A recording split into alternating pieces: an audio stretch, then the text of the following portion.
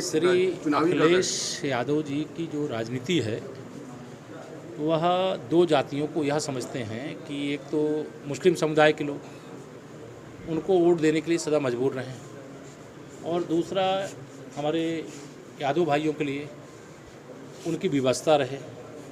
लेकिन हमारी सरकार में जो कार्य हुआ है डबल इंजन सरकार में सबका साथ सबका विकास का, अब मैं गर्व से कहता हूँ, मैं तो अपने बहुत सारे यादव मित्रों को भी जानता हूँ, जितने वो जातिवादी हैं उससे ज़्यादा वो राष्ट्रवादी हैं, हिंदूवादी हैं। आप देखना 2024 के चुनाव में जहाँ साइकिल 2022 में कुछ जगह चल गई थी वहाँ भी साइकिल पंचर नज़र आएगी और 80 की 80 लोकसभा सीटों में कमल खिलेगा। जो मुस्लिम समुदाय का एक बड़ा तबका है वह भी अब ये विचार करने के लिए लगातार विवश हो रहा है कि यह कांग्रेस वाले, सपा वाले, बसपा वाले या भाजपा विरोधी दलों वाले जो कहते हैं भाजपा आ जाएगी खा जाएगी, भाजपा शासन में उनका विकास हो रहा है। तो मुझे पूरा विश्वास है उनका भी वोट हमको मिलना शुरू होगा और ठीक से मिलना शुरू होगा। लेकिन यदुवंशी चूँकि राष्ट्रभक्त भी है, हिंदूवादी भी है, उसका भारी भरकम वोट 2024 में माननीय नरेंद्र मोदी जी को देश के प्रधानमंत्री के पद पर फिर से बैठाने के लिए भारी समर्थन करेगा। भाजपा चुनाव के लिए पूरी तरह तैयार थी। सपा साजिश की थी कि भाजपा पर यह आरोप लगाया जाए कि भाजपा जो है पिछड़ों का 27% आरक्षण नहीं देना चाहती है, लेकिन हम 27% आरक्षण देते हुए और उत्तर प्रदेश के नगर निकाय के चुनाव की तैयारी शुरू कर दिए हैं और जिनका जो संवैधानिक अधिकार है आरक्षण का, वो आरक्षण का अधिकार भी देंगे।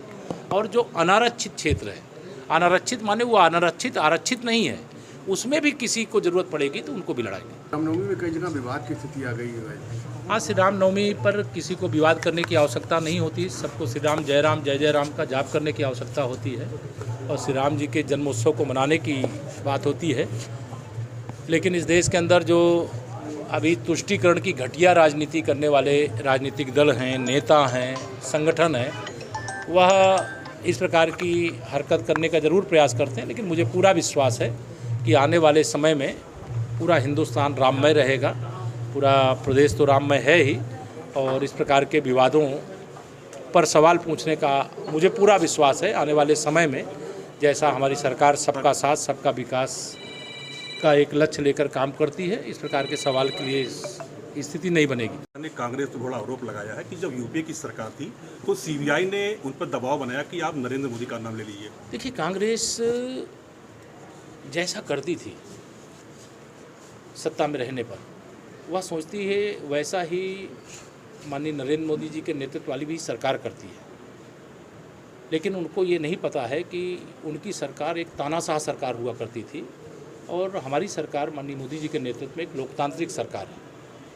जिस सरकार के समय जो न्यायालय का काम है अपना न्यायालय करता है, जो संवैधानिक संस्थाओं का काम है वो अपनी संस्थाएं करती हैं और चारों स्तंभ मजबूत हैं, चाहे वह न्यायपालिका हो, चाहे कार्यपालिका हो, चाहे विधायिका हो और चाहे आप सब हमारे मीडिया के मित्र हों।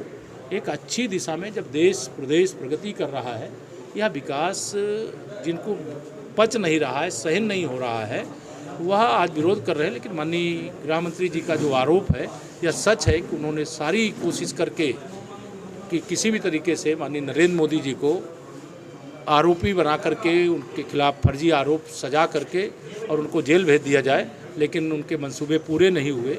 और जब देश की सर्वोच्च अदालत का फैसला आया कि उस समय जो दंगे हुए थे उसमें मुख्यमंत्री के रूप में माननीय नरेंद्र मोदी जी ने एक अच्छे जो शासक का दायित्व होता है उसका निर्वहन किया और सभी इस प्रकार के आरोपों से देश की सर्वोच्च अदालत बरी कर चुकी है। हाई कोर्ट ने यूपी सरकार को नोटिस आज जारी किया है कि जो मदरसों में विशेष धर्म की शिक्षा दी जा रही है सरकारी पैसे पे, ऐसा क्यों है?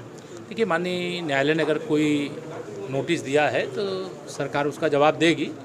लेकिन हमारी सरकार का यही प्रयास है कि चाहे वो मदरसे ही क्यों ना हो, वहाँ पर भी जो बच्चे पढ़ने आते हैं वो हमारे प्रदेश के बच्चे हैं और प्रदेश के बच्चों को भी अच्छी से अच्छी शिक्षा पाने का अधिकार है। हम लोग चाहते हैं कि जो मदरसे में पढ़ने वाले बच्चे हैं वो अभी डॉक्टर बने, इंजीनियर बने, वैज्ञानिक बने, देश के सेवक बने। लेकिन कुछ तुष्टीकरण की राजनीति करने वाले उसमें लगातार अड़चन डालते हैं। लेकिन माननीय न्यायालय का जो भी नोटिस होगा, मुझे मालूम नहीं, सवाल के जवाब में केवल मैं कह रहा हूँ कि उसका जवाब दिया जाएगा। हमसे जुड़े रहने के लिए हमारे YouTube चैनल को सब्सक्राइब करें और नई वीडियो की नोटिफिकेशन के लिए बेल आइकॉन को दबाएं। अगर आप ये वीडियो Facebook पर देख रहे हैं तो लाइक जरूर करें और ज्यादा से ज्यादा शेयर करें। धन्यवाद।